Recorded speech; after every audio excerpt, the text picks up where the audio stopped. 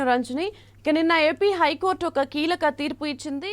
విజయనగరం జిల్లాలోని మాన్సాస్ ట్రస్ట్ అదేవిధంగా సింహాచల దేవస్థాన ట్రస్ట్ కి సంబంధించి సంచయిత గజపతిరాజు నియామకం చెల్లదు అంటూ ఏపీ హైకోర్టు ఒక తీర్పునిచ్చింది. ఏపీ ప్రభుత్వం గత సంవత్సరం మార్చిలో ఇచ్చిన 4 జీవోలను కూడా ఈ సందర్భంగా ఏపీ హైకోర్టు అవి చెల్లని జీవోలంటూ కూడా వాటిని రద్దు చేసింది.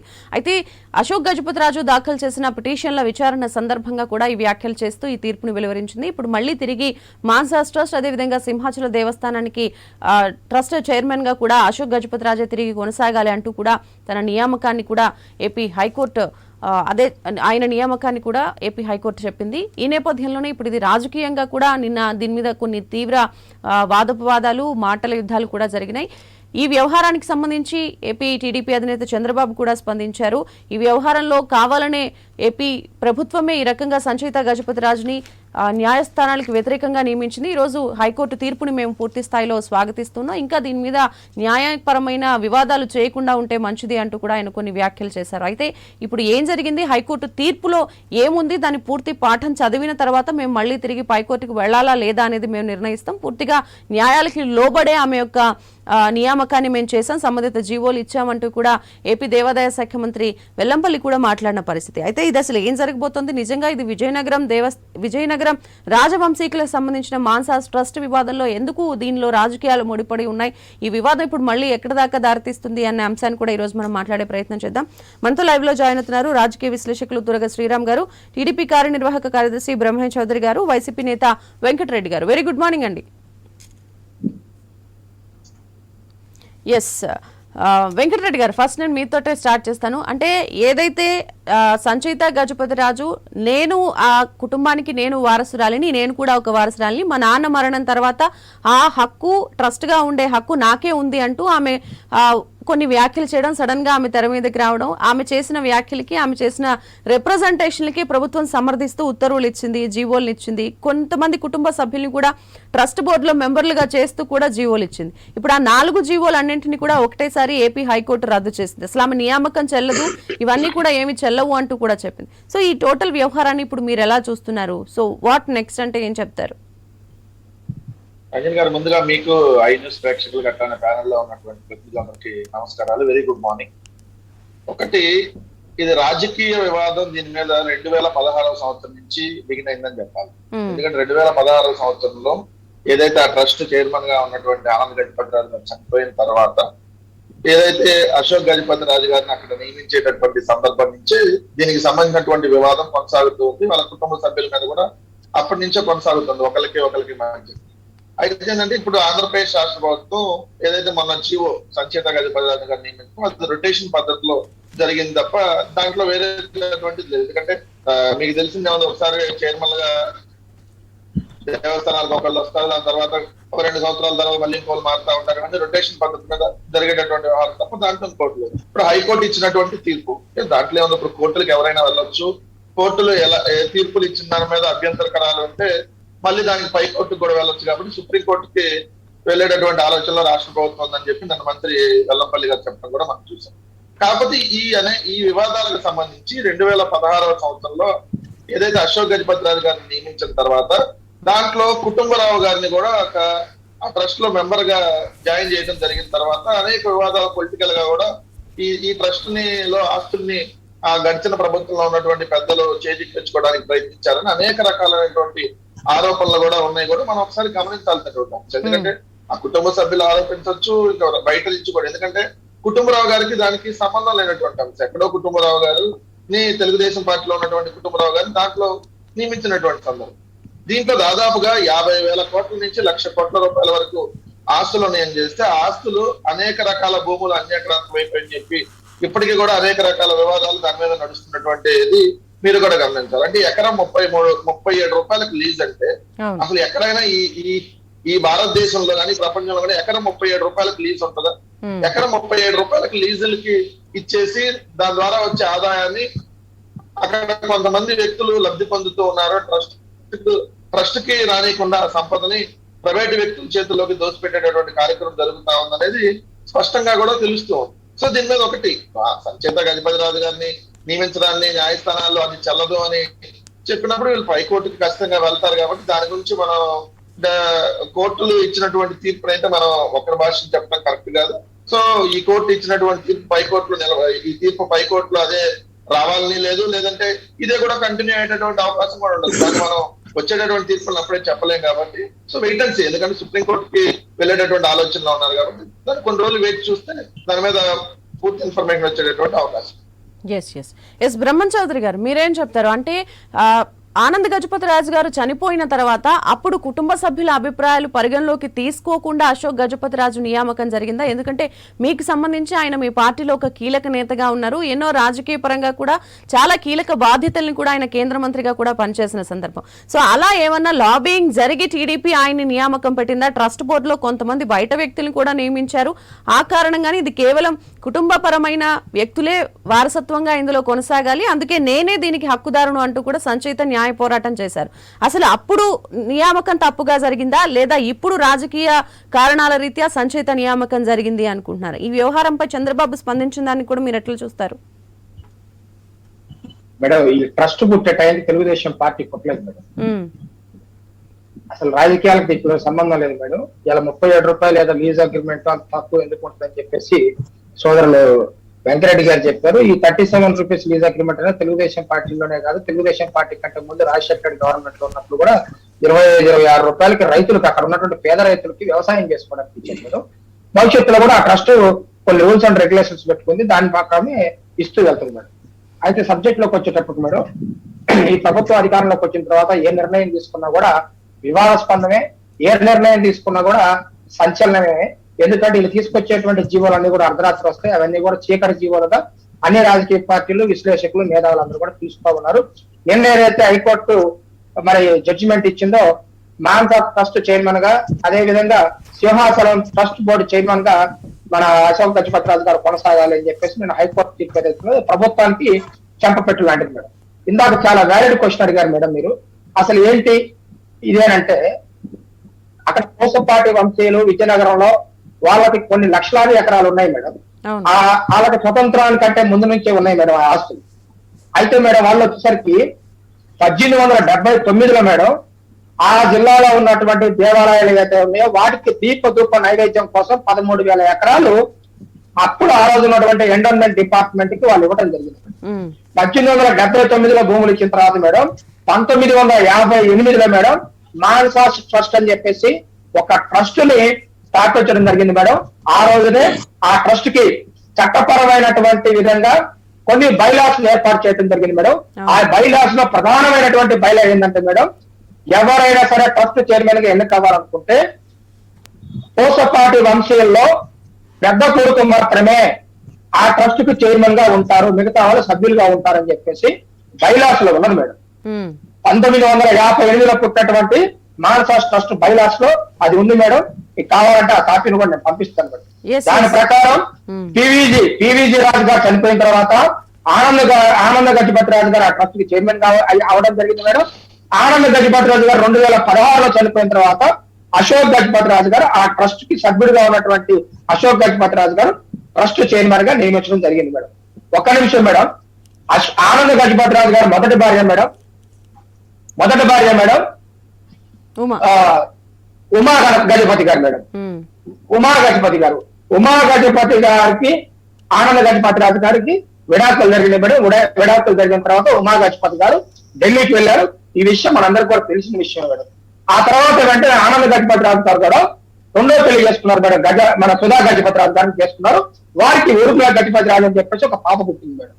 ఎప్పుడైతే ఆనంద గజపతి రాజు గారు డైవర్స్ ఇచ్చిన తర్వాత మన ఉమా గజపతి రాజు గారు ఢిల్లీ వెళ్ళారు. అక్కడ రమేష్ శర్మ అనేటువంటి వ్యక్తిని పెళ్లి చేసుకున్నారు. ఈ వివాదం అంతా గత 1.5 సంవత్సరంగా అందరూ చూస్తున్నదే మేడం. ఈ 2 పాయింట్లు చెప్పకపోతే ఈ టీవీ చూసే వాళ్ళకి ఎవరికి కూడా దీంట్లో వివాదం ఏంటో తెలియదు మేడం.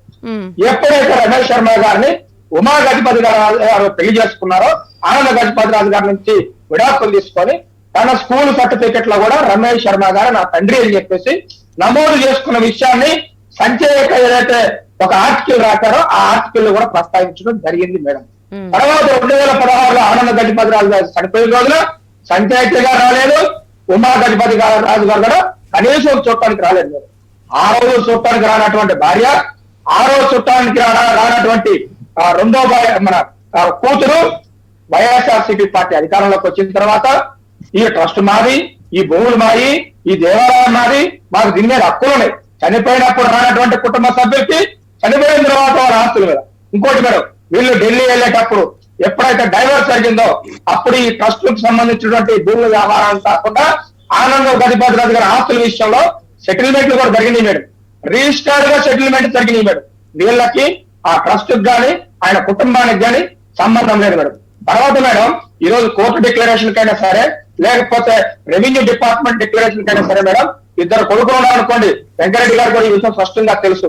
తండ్రి ఏదైతే వీలునామా రాస్తాడో నా భార్యకింత, నా పెద్ద కొడుకింత, నా చిన్న కొడుకింత, నేను చనిపోయిన తర్వాత ఈ వీలునామా అమల్లోకి వస్తుందని చెప్పేసి ఏదైతే వీలునామా రాస్తారో ఆ వీలునామా అఫీషియల్ మేడం. ఆనంద గజపతిరాజు గారు, ఊరుందా గజపతిరాజు గారు నా వారసులు అని చెప్పేసి వీలునామా రాశారు మేడం. ఇవన్నీ పరిశీలించాకనే హైకోర్టు తీర్పు ఇచ్చింది మేడం. హైకోర్టు తీర్పులో కూడా మీరు ఒకసారి తీర్పులో చెల్లి చూడండి మేడం. ఈ రోజు నుంచి కొనసాగుతారు లేదు. ఎప్పుడైతే 72 జీవో తీసుకొచ్చిందో చీకటి జీవో ప్రభుత్వం, ఆ రోజు నుంచి కూడా ఈ ట్రస్ట్ భూములకు గాని ఈ దేవాలయానికి గాని అశోక్ గజపతిరాజు గారే చైర్మన్ గా కొనసాగబోతారు అని చెప్పేసి హైకోర్టు చెప్పింది మేడం. తప్పలేదు గారు, వెంకరెడ్డి గారు చెప్పిన విధంగా ఈ రోజున సుప్రీంకోర్టు ఉంది. ఇదే పైన కాదు, సుప్రీంకోర్టుకి వెళ్ళొచ్చు, న్యాయ పోరాటం చేయొచ్చు. కానీ బైలాస్ లో సెకండ్ ఏముంది తెలుసా మేడం? దేవాలయాలకు భూములు ఇచ్చారు. దేవాలయాలకు 13,000 భూములు ఇచ్చారు మేడం. 13,000 ఎకరాల భూములు ఇచ్చారు మేడం వాళ్ళు. అంతేకాకుండా మేడం, దాదాపుగా మేడం అక్కడ రైతులు వ్యవసాయం చేసుకుంటా ఉన్నారు. కొన్ని భూముల మీద వచ్చేటువంటి ఆదాయంతో స్కూల్ ఎల్కేజీ నుంచి పీజీ వరకు మేడం స్కూల్ ఏర్పాటు చేశారు. స్కూళ్ళలో కూడా వాళ్ళకి కొంత ఆదాయం వస్తుంది. ఆ ఆదాయాన్ని మళ్ళీ తిరిగి అక్కడ చదువుతున్నటువంటి విద్యార్థులు ఖర్చు పెడతా ఉన్నారు. అక్కడ ఉన్నటువంటి ఉద్యోగులకు జీతాలు ఇస్తా ఉన్నారు. ఈ పంచాయతీ గారు చైర్మన్ అయిన తర్వాత మేడం స్కూళ్ళ మొత్తం వేయబడ్డాయి. అదేవిధంగా మహారాజా మెడికల్ కాలేజీని ప్రైవేట్ పరం చేసేటువంటి ప్రయత్నం చేశారు. కొన్ని భూములు అయితే మైనింగ్ లీజ్ ఇచ్చారు, కొన్ని భూములు మైనింగ్ లీజ్ ఇచ్చారు. ఉద్యోగులకి జీతాలు ఇవ్వలేనటువంటి పరిస్థితి తీసుకొచ్చారు మేడం. ట్రస్ట్ ని 124 కోట్లు మేడం. ఎఫ్డీలు ఉన్నటువంటి ట్రస్ట్ మేడం 879 మంది ఉద్యోగస్తులకు జీతాలు ఇవ్వలేదు మేడం. ఈ ప్రభుత్వం అధికారంలోకి వచ్చిన తర్వాత 124 కోట్లు ఫిక్స్డ్ డిపాజిట్స్ ఉన్నాయి మేడం. ఎందుకు ఈ రోజు ఉద్యోగస్తుల్ని రోడ్డు పడేశారు మేడం?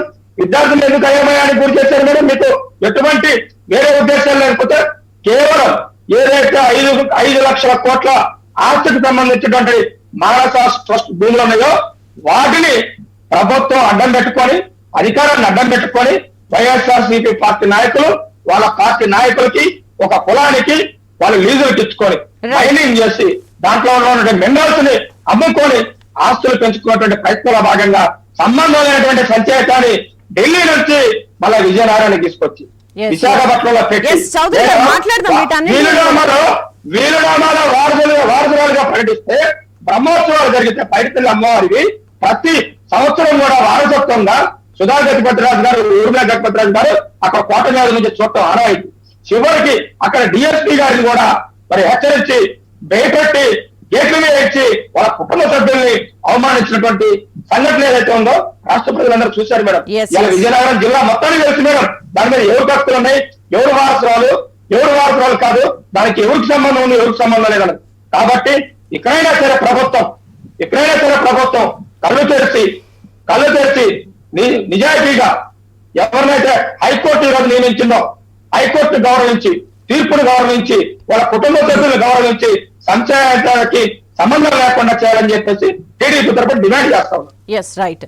శ్రీరామ్ గారు, ఇప్పుడు ఏదైతే నిన్న హైకోర్టు ఇచ్చిన ఆర్డర్స్ లో అంటే రెట్రాస్పెక్టివ్ ఎఫెక్ట్, గతంలో ఇచ్చిన జీవోలు రద్దయిపోతాయి, అప్పటి నుంచి కూడా బాధ్యతల్ని మళ్ళీ ఈయన తీసుకోవాలంటూ చెప్పిన నేపథ్యంలో నిన్న అశోక్ గజపతిరాజు చేసిన స్టేట్మెంట్ ని కూడా మనం చూడొచ్చు. అంటే గతంలో ఏమి జరిగాయి, భూముల వ్యవహారానికి సంబంధించి కొన్ని భూములు ఇప్పటికే అన్యాక్రాంతం అయిపోయాయి, కళాశాలల ప్రైవేటీకరణకు సంబంధించి కూడా ఆమె కొన్ని ప్రణాళికలను కూడా ఇప్పటికే సిద్ధం చేశారు. దానికి సంబంధించిన అంశాలను కూడా నేను అన్ని చూడాలి, నష్ట నివారణ చర్యలు చేయాలని. సో ఇప్పుడు జరిగిన నష్టాన్ని ఎలా పూడుస్తారు, దానికి ఉన్న మార్గాలు ఏంటి? ఇప్పుడు దీంట్లో మళ్ళీ ప్రభుత్వ సహకారం కూడా నాకు కావాలి అంటూ కూడా ఆయన మాట్లాడారు. అది నిజంగా జరుగుతుందా? ఈరోజు ఈ గత ఏడాది కాలంలో జరిగిన పరిణామాల్ని మళ్ళీ ఎవరు పూడ్చాలి, నష్ట నివారణ చర్యలు ఈరోజు గజపతిరాజు ఎలా చేయబోతారు? ఆయన ముందున్న ఆప్షన్స్ ఏంటంటే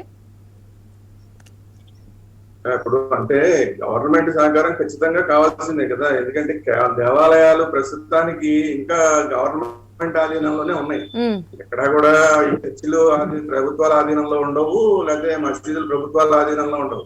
ఈ దేశంలో సౌత్ ఇండియాలో మన కర్మ ఏంటంటే ప్రభుత్వాల ఆధీనంలో దేవాలయాలు ఉంటాయి. కాబట్టి ఇప్పుడు అనువంశిక ధర్మకర్తగా ఆయన ఇప్పుడు మళ్ళీ నియమితులైనా కూడా ఆయన ఏ పని చేయాలన్నా కూడా దానికి సంబంధించి ఈఓ సహకారం కావాలి. ఈఓ సహకారం అంటే ప్రభుత్వ సహకారం కావాలి. అవును. సో ప్రభుత్వ సహకారం లేకుండా ఏది చేయడానికి అవకాశం లేదు. లేదంటే కనుక ఈయన ఏవైతే ఈ 6 నెలలు 8 నెలల కాలంలో ఏవైతే అవకతవకలు జరిగినాయో వీటన్నిటి మీద కొద్దిగా సీరియస్ యాక్షన్ తీసుకోవాల్సిన వాటన్నిటి మీద ప్రభుత్వ సహకారం దొరకకపోతే మళ్ళీ కోర్టుకు వెళ్ళాలి. ఎందుకంటే ఇవన్నీ కూడా కరెక్ట్ కాదు, తీసుకున్న నిర్ణయాలు కరెక్ట్ కాదని చెప్పి అక్కడ ఆయన ఒక్కడే కాదు బోర్డు అంతా ఉంటుంది. కాబట్టి మళ్ళీ బోర్డుని మరి పునర్నియామకం చేస్తారా, ఓన్లీ ఈయన వరకే మార్చి ఊరుకుంటారా చూడాలి. ఎందుకంటే ఆ బోర్డు సభ్యులు కూడా ఎవరిష్టానికి వాళ్ళని నియమించేశారు పద్ధతి పాడు లేకుండా. కాబట్టి ఇప్పుడు ఆ బోర్డు ఎలా వ్యవహరిస్తుంది అనేది కూడా ఇప్పుడు మనం ఆలోచించాల్సిన అంశం. కాబట్టి ఇవన్నీ కూడా ఉంటాయి. ఈ రోజు ఈ 72ని రద్దు చేయడం ద్వారా నిజంగా నిన్న అశోక్ గజపతిరాజు గారు ఏదైతే చెప్పారో ఈ దేశంలో ఇంకా న్యాయం ఉంది, న్యాయం జరుగుతుంది అన్నది మళ్ళీ ఇంకొకసారి ప్రూవ్ అయిందని ఆయన ఏదైతే చెప్పారో అది అక్షరాల వాస్తవం. ఎందుకంటే ఈ మన వెంకటరెడ్డి గారు ఇందాక చెప్పారు ప్రతి 2 సంవత్సరాలకు ఒకసారి జరిగేది మార్పు, ఇందులో నాకు విశేషం ఏం లేదని దాన్ని లైటర్ వేలో చెప్పే ప్రయత్నం చేశారు. కానీ మామూలుగా మీరు అంటే మీరంటే గవర్నమెంట్ ఏదైతే ట్రస్ట్ బోర్డుని ఎప్పటికప్పుడు మారుస్తుందో అటువంటి చైర్మన్ కాదు ఈయన. అనువంశిక ధర్మకర్త. అనువంశిక ధర్మకర్త అంటే ఆ అనువంశిక ధర్మకర్తలు ఎవరైతే ఉంటారో వాళ్ళు కంటిన్యూ అవుతూనే ఉంటారు. వాళ్ళని ఏం తీసేయడానికి ఏం అవకాశం ఉండదు, బోర్డు మారుతుంది తప్ప. కాబట్టి ఎప్పటికప్పుడు వాళ్ళ పేరునే మళ్ళీ ఈ గవర్నమెంటే రెన్యూ చేసామని చెప్తుండదు. అంతేగాని ఆ గవర్నమెంట్ అనువంశిక ధర్మకర్తను ఎప్పుడు మార్చినా కూడా ఇలాంటి వివాదాలే వస్తాయి. ఆ మార్చిన విధానం కూడా చాలా దారుణమైన విధానాన్ని అవలంబించారు. కాబట్టి ఇందాక మన మిత్రుడు చెప్పేశాడు కాబట్టి, తెలుగుదేశం మిత్రుడు మన బ్రహ్మం చౌదరి గారు చెప్పేశారు కాబట్టి ఆ బైలాస్ వ్యవహారం అంతా చూసుకోకుండా అంటే మా ఇష్టారాజ్యం చేస్తాం మేము అన్నట్లాగా చేశారు. మేము గతంలో కూడా క్లియర్ గా చెప్పడం జరిగింది, ఇందులో మీకు ఎట్టి పరిస్థితిలో సక్సెస్ రాదు. అసలు ఆవిడ్ని నేను హిందూ నాయకుడిగా కూడా గతంలో నేను స్వామీజీ శ్రీనివాస స్వామీజీ మేము కూడా ప్రెస్ మీట్ పెట్టి మరీ చెప్పడం జరిగింది. అసలు ఆవిడ్ని మీరు ఎవరినైతే నియమించారో ఆవిడ అసలు మేము హిందూగానే చూడట్లేదని కూడా చెప్పాం. అంటే హిందువులే ఒక హిందువుగా గుర్తించని ఒక వ్యక్తిని తీసుకొని వచ్చి ఇక్కడ బోర్డు చైర్మన్ చేశారు. ఏకంగా ఒక ప్రెస్టేజియస్ దేవస్థానానికి బోర్డు చైర్మన్ చేశారు. ఎందుకంటే సరే వివాదాలన్నీ ఇందాక బ్రహ్మం చౌదరి గారు చెప్పిన వివాదాలు మాత్రమే కాకుండా ఆవిడ క్రిస్టియానిటీని ప్రాక్టీస్ చేస్తోందని కూడా కొన్ని వార్తలు వచ్చినాయి, కొన్ని వీడియోలు వచ్చినాయి, కొన్ని ఫోటోలు వచ్చినాయి. వీటన్నిటి దృష్ట్యా కూడా ఆ దేవస్థానం యొక్క గౌరవాన్ని తగ్గించారు ఆ వ్యక్తిని నియమించడం ద్వారా. సరే మహిళను నియమించారు, ఇవన్నీ ఓకే, మీరు చెప్పిన ఏవి నిలబడాలకు అని ఆ రోజు చెప్పాం. ఈ రోజు అది ప్రూవ్ అయింది. మీరు సుప్రీంకోర్టుకి వెళ్ళినా కూడా అదేం ప్రూవ్ అయ్యే విషయం కాదు, మళ్ళీ ఇదే తీర్పు వస్తుంది. కాకపోతే ఏంటంటే అక్కడ ఇంకా వేరే వాళ్ళు ఎవరిని నియమించినా కూడా పెద్దగా ఇంత అబ్జెక్షన్ వచ్చేది కాదు.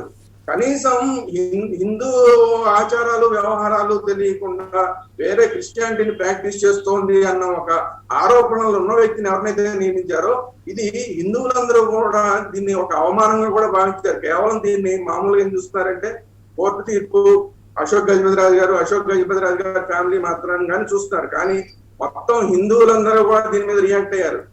కారణం ఏంటంటే మీరు తీసుకొచ్చిన వ్యక్తికి ఉన్న వివాదాస్పదమైన బ్యాక్గ్రౌండ్. సో ఇటువంటి వాళ్ళని తీసుకొచ్చి పెట్టినప్పుడు ఖచ్చితంగా వ్యతిరేకత వస్తుంది. దాన్నన్నా కనీసం చూసుకుని ఉంటే కనుక ఈ కోర్టు తీర్పు మాట ఎలాగున్నా కూడా ప్రభుత్వం యొక్క గుడ్ విల్ పెద్దగా దెబ్బతినేది కాదు. సరే ఏదో పొరపాటు జరిగింది అనుకునేవాళ్ళు. కాబట్టి ఇందులో అనేక తప్పులు జరిగినాయి. ఒక తప్పు అయితే పర్వాలేదు, ఒక తప్పు కాదు, ఇందులో అనేక తప్పులు జరిగినాయి. ఆ అనేక తప్పులు కూడా ఉద్దేశపూర్వకంగా జరిగినట్టుగా కనబడుతున్నాయి. కారణం ఏంటంటే ఈవిడ్ని ఈ ప్రభుత్వం నియమించిన తరువాత ఈవిడ వ్యవహార శైలి అసలు ఎవరో సంబంధం లేని ఒక వ్యక్తిని చెన్నై నుంచి తీసుకొచ్చి ఇక్కడ కొండ మీద కూర్చోబెట్టి ఆయనకు ఒక రూమ్ ఏర్పాటు చేసి అతను ఎవరో ఏ దేవస్థానానికి బోర్డుకి ఏమాత్రం సంబంధం లేని వ్యక్తిని అతన్ని కూర్చోబెట్టి అతనికి వీళ్ళందరూ కూడా ఇక్కడ ఉన్న ఉద్యోగస్తులందరూ కూడా వీళ్ళ కార్లు అతను వాడుకోవడం, ఈ దేవస్థానానికి సంబంధించిన ఫైల్స్ అన్ని ఆ రూమ్ కి తెప్పించుకొని అక్కడ వాటన్నింటినీ వెరిఫై చేయడం, టోటల్ మొత్తం వ్యవహారం ఈ మధ్యలో జరిగిన ఈ భూముల్ని వేరే వాళ్ళకి ఇద్దామని ప్రయత్నం కొన్ని చేశారంటున్నారు, కొన్ని చేయలేదంటున్నారు. కొన్నిటికేమో మేము మాకు తెలిసినప్పుడల్లా మేము దాన్ని అడ్డం పడ్డాము, అవి ఆగినాయి. కానీ మాకు తెలియకుండా కొన్ని జరిగి ఉండొచ్చు, ఎందుకంటే అవి బయటికి రాకపోవచ్చు. సో ఇన్ని వ్యవహారాలు జరిగినాయి కాబట్టి దీంట్లో ఇది మొత్తం వ్యవహారాన్ని ఇప్పటికైనా సరే నేను వెంకటరెడ్డి గారి ద్వారా ముఖ్యమంత్రి గారికి చెప్పేది ఏంటంటే దీన్ని ఏం ప్రెస్టేజ్ గా తీసుకోకండి, ఎందుకంటే తప్పు జరిగిపోయింది, ఆ విషయం మీకు తెలిసినా తప్పు చేశారు, అయినప్పుడు కోర్టు కూడా దాన్ని తప్పు చేశారు అని చెప్పింది కాబట్టి మళ్ళీ అనవసరంగా ఇంకొక తప్పు మళ్ళీ సుప్రీంకోర్టుకి వెళ్ళి మళ్ళీ అక్కడ కూడా మళ్ళీ దీన్ని ఇదే తీర్పు వస్తుందనేది అందరికీ తెలుసు, ముఖ్యమంత్రి గారితో సహా. సో దీనికి అనవసరంగా టైం వేస్ట్ చేయడం కన్నా దీన్ని ఇక్కడతో వదిలేస్తే మంచిది. లేకపోతే కనుక ఇప్పటికే కాస్త దెబ్బతిన్న ముఖ్యమంత్రి గారి ప్రెస్టేజ్ అనే ముఖ్యమంత్రి గారి గుడ్ విల్ ఏదైతే ఉందో అది ఇంకా మరింత తగ్గే అవకాశం ఉంది మొత్తం హిందూ సమాజంలో కూడా. కాబట్టి ఇది టెక్నికల్ గా తప్పు చేశారు, హిందువుల యొక్క ఆత్మ మనోభావాలకి వ్యతిరేకంగా చేశారు. అక్కడ ఆవిడని పెట్టిన తర్వాత కూడా అనేక రకాల తప్పులు జరిగినాయి. ఇప్పుడు వీటన్నిటినీ కూడా సరిచేయాల్సిన బాధ్యత ఇప్పుడు అశోక్ గజపతిరాజు గారి మీద ఉంది. అశోక్ గజపతిరాజు గారి నియామకం సేమ్ యాజ్ ఇట్ ఈజ్ అలాగే ఉంది కోర్టు తీర్పు ప్రకారం. మధ్యలో ఈవిడ ఏమైతే వచ్చిందో ఈవిడ నియామకాన్ని చెల్లదు అని చెప్పారు. అంటే గతంలో ఉన్న అశోక్ గజపతిరాజు గారి నియామకం యాజ్ ఇట్ ఈజ్ గా కంటిన్యూ అవుతోంది. సో ఇప్పుడు ఈ మధ్య కాలంలో ఈవిడ చేసిన వ్యవహారాలు ఏవైతే ఉన్నాయో ఆవిడ నియామకమే చెల్లనప్పుడు ఆవిడ తీసుకున్న నిర్ణయాలు కూడా చెల్లవు. కాబట్టి ఆ నిర్ణయాలన్నింటినీ ఖచ్చితంగా రాటిఫై చేయాలి. ఆ రాటిఫై చేయడంలో ఖచ్చితంగా ప్రభుత్వం కూడా సహకరించాలి. సహకరించకపోతే మళ్ళీ ఇంకోసారి సహకరించమని కోర్టు కూడా చెప్పే అవకాశం ఉంది. అంతదాకా తెచ్చుకో